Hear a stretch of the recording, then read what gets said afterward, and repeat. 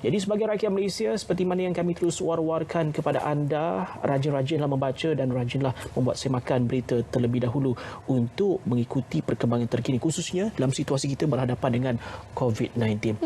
Dan antara mereka yang terlibat untuk memastikan penyebaran berita palsu ini disekat adalah Kementerian kami sendiri, iaitu Kementerian Komunikasi dan Multimedia, iaitu Datuk Saifuddin Abdullah yang sekarang ini sudah pun bersedia di talian untuk kongsi berkenaan langkah diambil oleh KKMM untuk menghalang penyebaran berita palsu. Assalamualaikum, Datuk. Waalaikumsalam warahmatullahi. Baik, terima kasih Datuk kerana bersama kami secara talian menggunakan Skype ya, Datuk. Datuk sekarang ini berada di pejabat ke? Saya di pejabat. Baik, Datuk, sudah pasti perkembangan terkini juga berkenaan berita palsu yang kita bawakan. Banyak juga diterima laporan dan ada peningkatan juga. Mereka masih lagi gagal untuk mematuhi apa yang kita nasihatkan dalam memberikan maklumat yang sahih dan juga ada juga maklumat yang tidak sahih. Pandangan Datuk bagaimana? Yalah, ini yang sangat mendukacitakan. Kita dalam suasana berhadapan dengan bencana besar, sepatutnya kita elak daripada menyebarkan berita-berita palsu, berita yang separuh benar dan sebagainya. Kita ada dua keadaan. Kalau dia memang benar-benar berita palsu, itu mudah kita ambil tindakan. Misalnya kita dah ambil siasatan kepada 45 kes berita palsu di bawah COVID-19 ni, dan 13 sudah kita bincang dengan Timbalan Pendakwa Raya. Daripada 13 itu 6 sudah pun dibuat pentuduhan di bawah Seksyen 505 Kanun Keseksaan, dan ada lagi yang masih dalam siasatan. Polis juga telah melakukan kalau saya tak silap satu tangkapan sekurang-kurangnya terhadap ada seorang yang menyebarkan satu video yang menggunakan perkataan yang sangat tidak manis. Saya pun tak sanggup ulang perkataan yang digunakan. Kita juga sedang menyiasat satu lagi video yang pula di mana menimbulkan isu perkauman yang tuduh Cina, orang Cina Malaysia dan sebagainya. Ini tak patutlah. Ini isu ni, bencana ni tak mengenal kaum, dia tak mengenal agama. Jadi itu yang palsu. Tapi kita ada pasukan respons pantas yang cuba melihat perkara lain. Misalnya semalam kita telah menerangkan kembali ada 5 kes. Satu ialah kononnya polis akan saman RM300 kalau naik kereta lebih seorang. Kononnya polis akan saman RM200 kalau tak pakai penutup mulut atau mask lah, topeng. Kemudian dakwaan 4 lelaki dia lari yang positif COVID-19 lari dari sebuah hospital. Ini semua dia nak menginsuniasi soal perkauman. Kemudian kononnya ada sebuah hospital tutup kerana ataupun stafnya di kuarantin, dan beberapa yang lain. Jadi saya minta sangat supaya rakyat Malaysia kita hindarkan diri daripada sambungkan pula benda ni. Memang ada manusia yang pelik yang agaknya apa pun berlaku dia ambil kesempatan, dia nak mengadu domba dan sebagainya. Yang itu kita akan siasat. Tapi kita yang ramai-ramai ni tolonglah jangan kita forward, jangan kita share dalam WhatsApp dan sebagainya. Dan YB juga sendiri secara peribadi di media sosial terutamanya Twitter sekarang ni nampak giat YB tweet berkenaan berita-berita palsu yang YB sendiri dapat tentu sahkan. Ini sebab kita kena guna semua medium. Medium yang rasmi dengan penyiar seperti RTM, seperti Bernama dan TV stesen yang lain, radio dan sebagainya. Tapi musim sekarang ini media sosial sangat penting.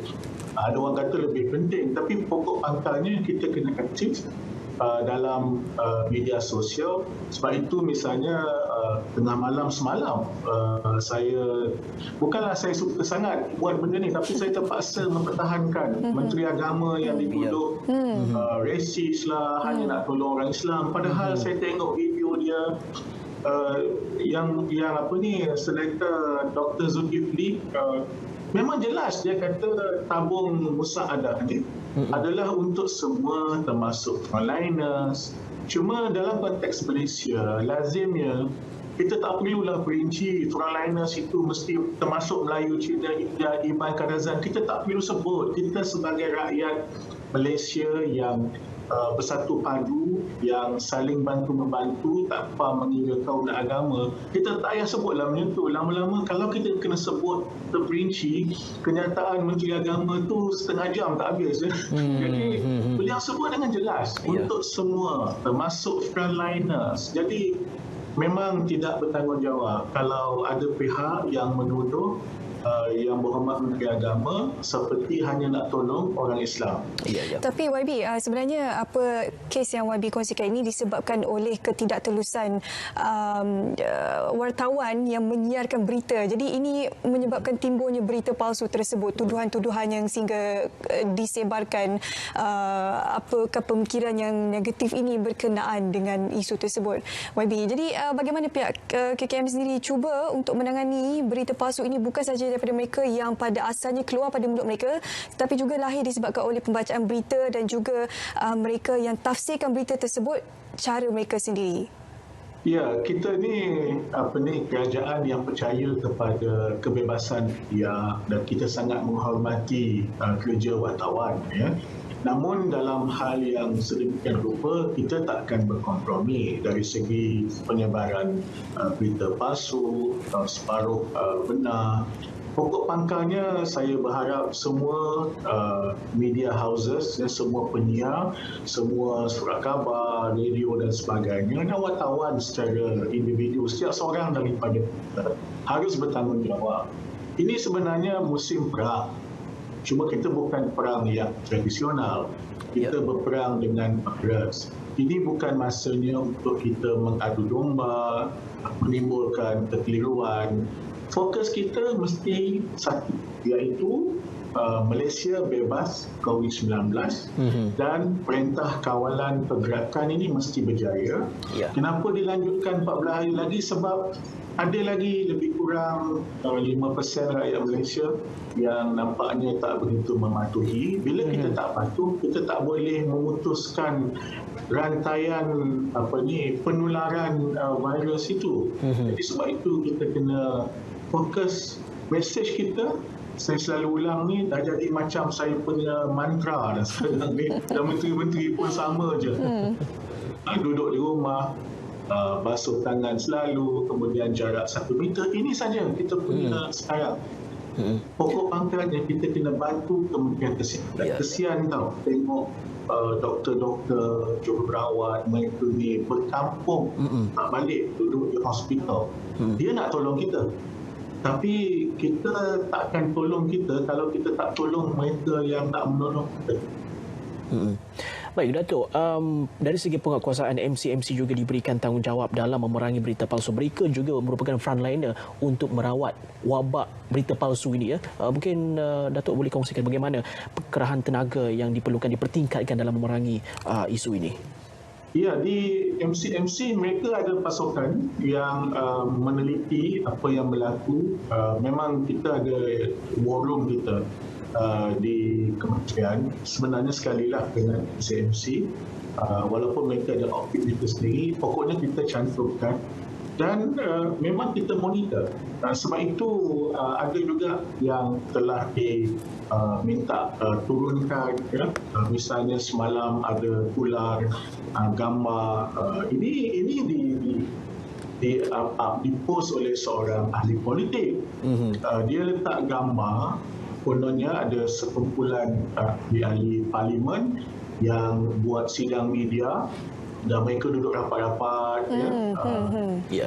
Kemudian dia buat caption, ini macam mana tak pakai topi dan sebagainya, tak buat social distancing.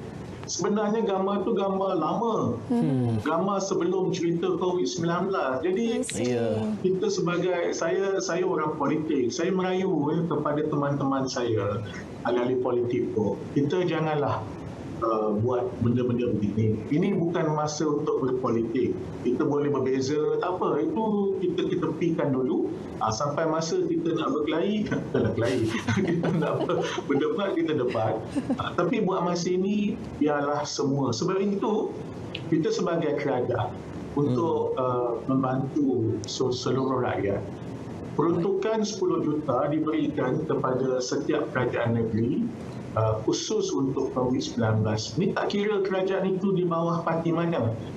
Dan Perdana Menteri pun panggil mesyuarat dengan semua menteri besar dan ketua menteri. Tak kisah kerajaan itu dipimpin oleh siapa. Baik.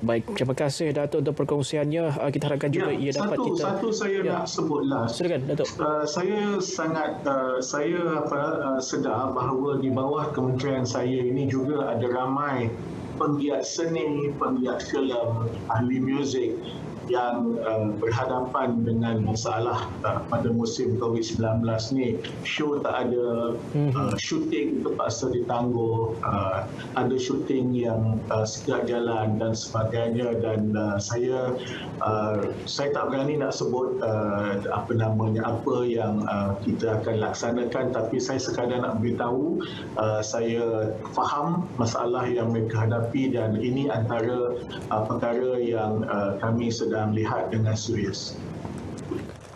Baik. Okey, baik. Terima kasih Datuk Saifuddin Abdullah bersama kami menerusi Skype hari ini, meluangkan sedikit masa untuk kongsi berkenaan apa langkah yang diambil oleh KKFC untuk memastikan agar berita palsu ini tidak terus menular. Baik. Terima kasih sekali lagi Datuk kerana bersama kita melalui panggilan Skype. Kami akan cuba hubungi setiap hari juga Datuk menggunakan Skype. InsyaAllah kalau setakat yang kita mampu kita akan terangkan.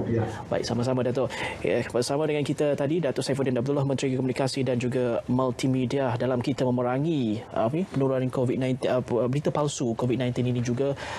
Jadi kita ambil cakna dan kita ambil tahu sebagai peranan kita sebagai pengguna laman media sosial untuk mengelakkan penularan berita palsu ini juga.